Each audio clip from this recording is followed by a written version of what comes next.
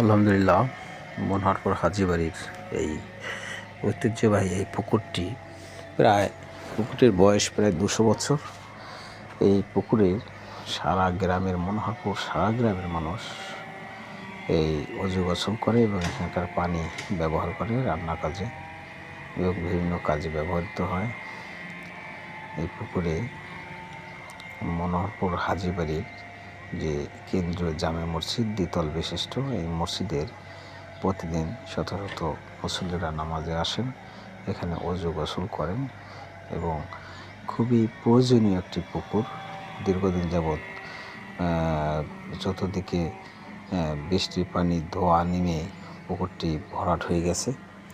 তো প্রায় চৈত্র মাসে একদম শুকিয়ে যাওয়ার পর্যায়ে চলে যায়। তো নিজেদের অর্থায়নে হাজীবাড়ির শরিকদার যারা আছে তাদের অর্থায়নে এখন নতুন করে আবার পুকুরটি পুনঃখননের চেষ্টা চলছে। দেখা যাক কত দূর হয়। আলহামদুলিল্লাহ, বিক্রম নামিয়ে দিয়েছি, কিন্তু তেলের খুব সংকট। দোয়া করেন যেন কাজ শেষ অবধি আমরা তেলের